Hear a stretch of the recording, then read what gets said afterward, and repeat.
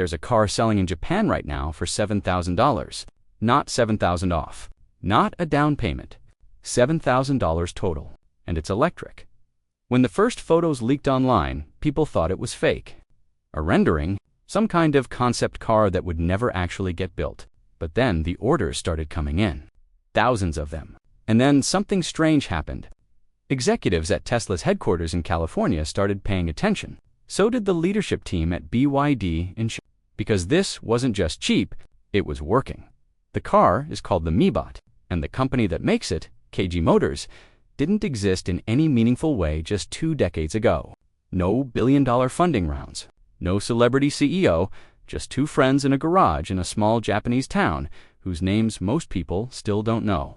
They started by fixing old scooters, and now they've done something that's forcing the entire global EV industry to rethink everything. But here's what nobody's talking about. The reason MeBot works, the reason it's so cheap, isn't just about cutting costs.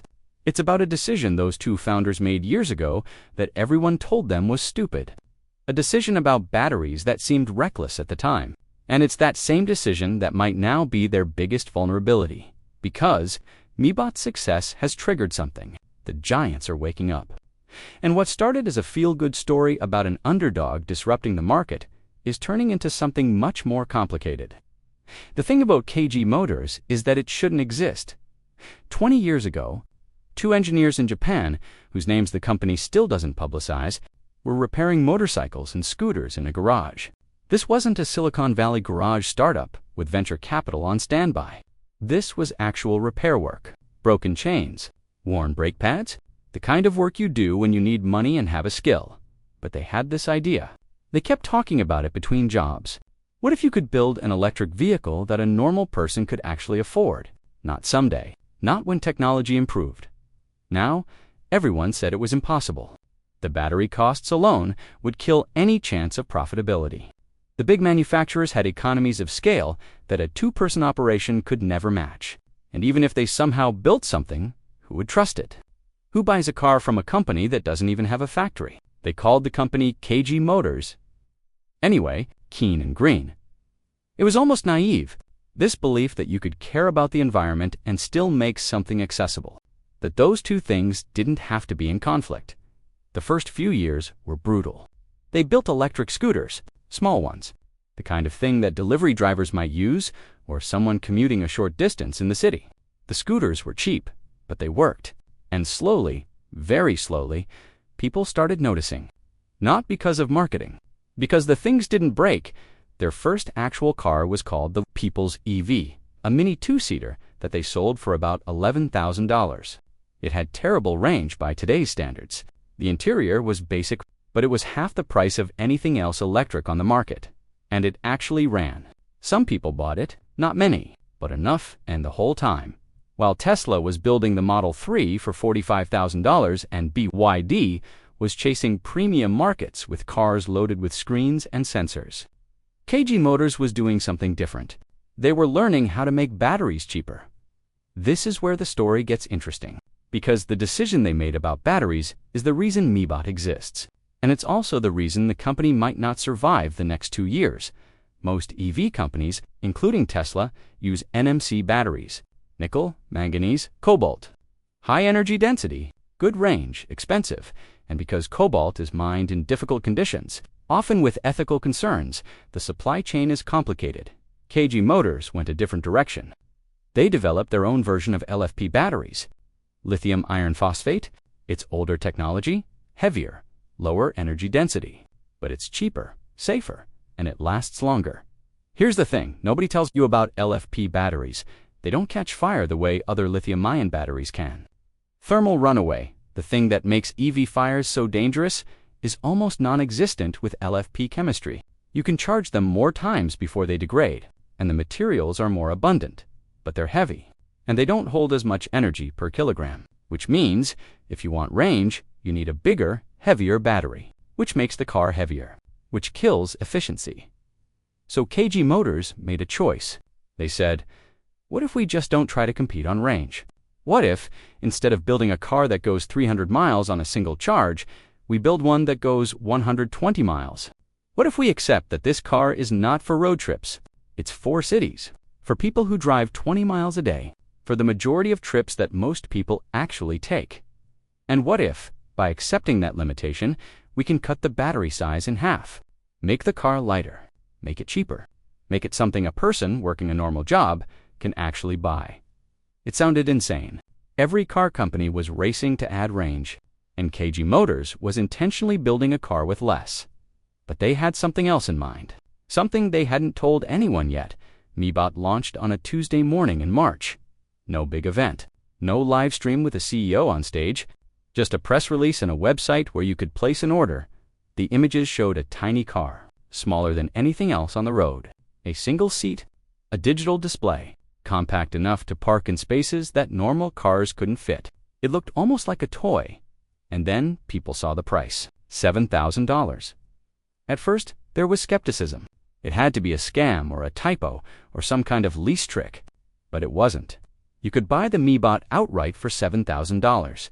In a market where the average EV costs 5 times that amount, it felt like a glitch in reality. Within 6 hours, the website crashed from traffic. Within 3 days, they had thousands of orders. And within 2 weeks, MeBot was trending on every social platform in Japan. People started posting videos of themselves, driving it through Tokyo's narrow streets, parking it in spaces where motorcycles usually go, charging it overnight with a standard outlet. The videos weren't polished. They were just people genuinely surprised that the thing worked, and then the sales numbers came out in the first month.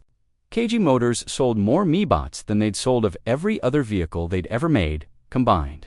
In 6 months, MeBot outsold some of Toyota's compact EV models. In Japan, Toyota's home market. That's when things changed, because Toyota had been the dominant player in Japan for decades. And now, in the EV segment, they were trying to own a company that most people had never heard of was beating them on price, popularity, and volume. An executive at BYD said in an interview, and this is a direct quote, "We did not expect a product like this to succeed so quickly." Tesla didn't comment publicly, but reports started surfacing that they were exploring a low-cost model for Asian markets, something they'd never prioritized before. MeBot had done something that rarely happens in the auto industry. It had forced the giants to react. But this is where the story starts to get uncomfortable. They proved the market exists. They proved people want cheap EV, and now every major car company in the world knows it. 2. Honda is working on a compact EV. Nissan is developing a mini model.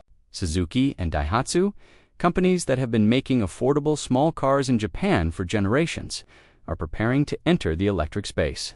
And all of them have something KG Motors doesn't. Massive production capacity. KG Motors is struggling to keep up with orders. The waiting list for a MeBot is now several months long. And while that sounds like a good problem to have, it's actually dangerous. Because in a fast-moving market, a customer who has to wait 6 months might just buy something else. Then there's the battery issue. Remember that LFP decision, the one that made MeBot cheap? It's becoming a vulnerability. LFP batteries require lithium and phosphate, and the global supply of both is concentrated in China. Prices have been rising. Supply chains are tightening, and if costs go up even 15%, MeBot's entire business model starts to crack. Because at $7,000, there's almost no margin. The company is surviving on volume, not profit per unit. KG Motors is also facing new regulations. Japan is tightening safety standards for EVs. Crash testing requirements are changing. If MeBot has to add safety features to meet new rules, the cost goes up. And if the cost goes up, the price has to go up. And if the price goes up, the whole reason people are buying it disappears. There's something else. Something the company hasn't said out loud yet. But people are starting to notice.